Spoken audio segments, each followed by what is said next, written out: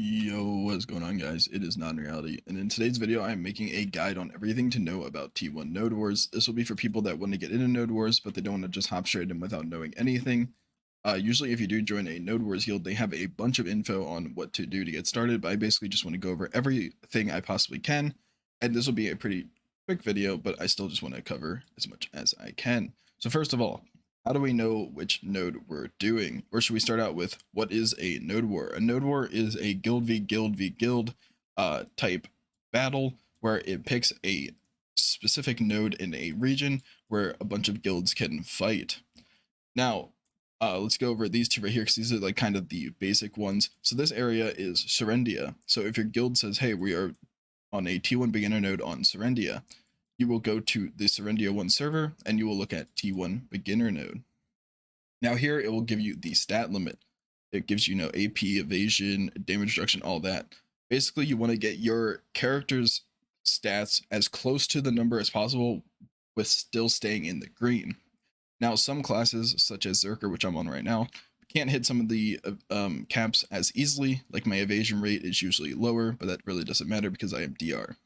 So once you look at all these stats, you're going to try to pick whatever works best for your class. Obviously, I can't give you an exact rundown of what you want for your specific class, but I can give you some good items that you want to use. So if you're very over AP for T1 beginner and T1 intermediate, you're going to want to grab yourself Chimera's pupil gems, 2 of them, and you're also going to want to grab yourself the Kai necklace. These will give other effects such as back attack damage or down attack damage, which will help out more than AP. Since you're already over cap, you do not need the AP. Now, how do we get these items? To get these 2 items, you're going to go to Trent. In Trent, there is a guild manager named Mandolph, which you can just type in the search bar. This is Trent over here. You'll go to him and he will have in his shop the earrings and the necklace, which you can just buy for like 10k silver. It's super cheap. Now, while you're over in Trent, make sure you grab yourself the Trina axe and the Trina matchlock. The Trina axe is used for hitting tower and doing a lot more damage than what you can do with your main weapons. And then the Trina matchlock is used to hit cannoners out of trees. How do we get these? If you go over to Trent again, like I said, and you go to Dalian, he does have a quest line that is super easy to do, and it will give you both the axe and the matchlock. Once you get the axe, I recommend getting it to at least try. That's usually the baseline for most guilds, is to get a try Trina axe because it is really easy to get and it does a lot of damage. The matchlock is a little bit less useful unless you're on a flex team, but it's still good to have. Just grab it and put in your storage. Now, I'm not going to get into all the flex, main, defense, all that stuff, or like base building. You'll have to learn that from your guild manager. But what we can get into real quick, after we just finish these, is the buffs. Now, which buffs do you want to be running? So, to start out, I run the Exquisite Crown Meal. Top of that, I would run Giant Strouts. You obviously want to grab yourself your Villa buff and any church buffs. If you go over to, I know there's one in Heidel, over to the church, you can talk to the priest dude, and he can give you a attack and protection buff if you do need it. So let's say, you're not super geared, but you want to still use these earrings, you can put them on and then make up the AP with any sort of buffs. Like this gives 8 AP, and then also the church buff.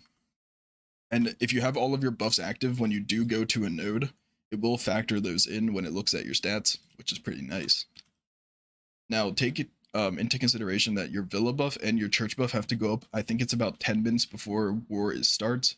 If you don't, you'll get like locked out and it won't let you put down your tent or grab the church buffs. So just make sure you do it early enough. Now, we got the buffs out of the way.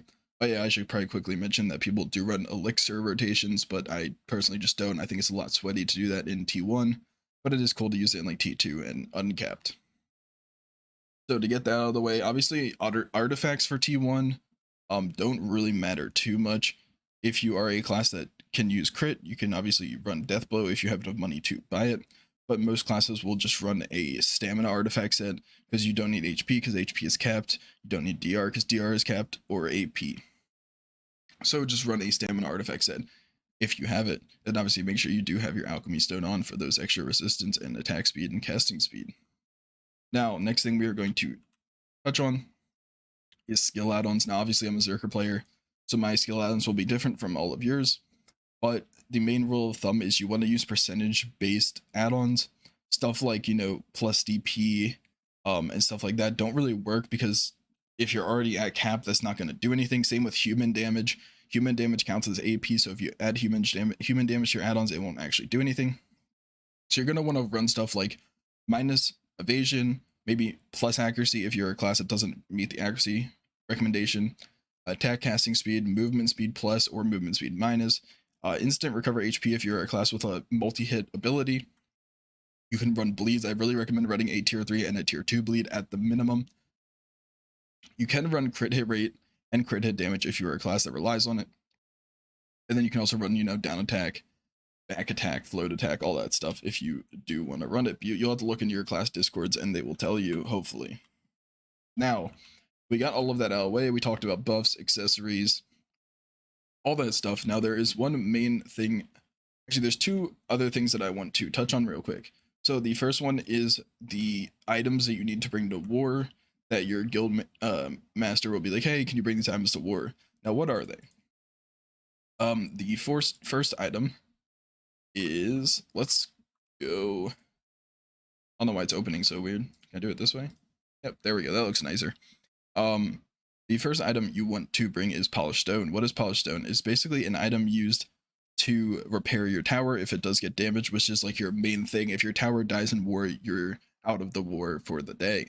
So you want to bring at least 70 of these. That's usually what I recommend, but you probably won't go through more than 20. Then the next thing is melted copper shard and iron ingot. These two are used to make sturdy barricades. I've personally never actually used these in war because usually the defense handles that, but still bring them just in case you need them. On top of that, you want to bring yourself some purified water. If it will load, there we go, because it will stop. So cannoners can shoot out flame cannonballs, which if they hit your tower, they'll cause like an AoE fire, which will tick the base and like tick anyone around it. And you'll have to use purified water. I think it's like 3 or 4 times to actually put out the AoE fire. So make sure you do have that. And that is basically it for what you need on you from the market. Now I'm going to quickly swap over to someone in Heidel, because I actually don't know where the war vendor is. Over here in Divincrun, if there is one, I checked and I really couldn't find it.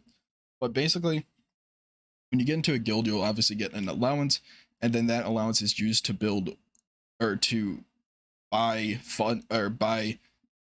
items from the war vendor, which you can use during war, and your guild master will basically tell you how much of each thing you kind of need. My rule of thumb is, so the first thing you're going to need is traps. So my rule of thumb is usually get 1 to 2 line in my inventory of traps, which will be between 8 and 16 traps. And then usually you will also want to grab yourself some annex kits. Those are basically used to place down, flame towers, recovery centers, all of that good stuff. And everyone in the war should have it. Let me quickly run over here. This is where it is on Heidel. You go over to the Guild Military Supply Manager. And in here, you have all of your good necessities that you need. Obviously, I have my allowance here. This doesn't take from my normal silver. Like I said, it takes from the allowance that we were given from your guild master. From here, you can obviously buy HP potions, MP potions. You can buy oil for flame tower if you are a defense player. You can buy Hawacha arrows, which is also if you're a defense player. Cannonballs. And then you can buy traps. Now, these are the main ones you're going to want to focus on. If you're doing tier 1 node wars, I'd recommend grabbing yourself venom traps, 2 lines in your inventory, or at least 1 line. And then if you're doing tier 2, probably stun traps, but this is a T1 guide, so we'll just talk about T1. On top of that, you are going to want to grab yourself some Conquest Annex war kits. These are basically used, like I said, to place down flame towers, recovery centers, all that. If you're in main ball, your guild master will probably call, or the raid leader will call for you to place down recovery centers, because those are just the best to place down. You can kind of place them down anywhere on your base if you're getting attacked real quick.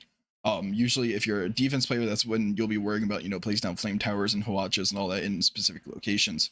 But you'll have to ask your guild master about that if they have any specific things. But that's basically all you're going to want to buy, just annex kits and venom traps. That's basically it for the basics of T1 Node War. Now, before this video ends, I quickly do want to mention that my guild nerds is recruiting. So in the description, we will have a link to the Discord, which you can go fill out the application, and you can, set a date for a trial, which we will then trial you and see if you can get into the guild. We are mainly looking for, casters or any meta classes, but anyone does have a chance of entering. But yeah, I hope you guys do check it out, and I will see you guys in the next video. Peace.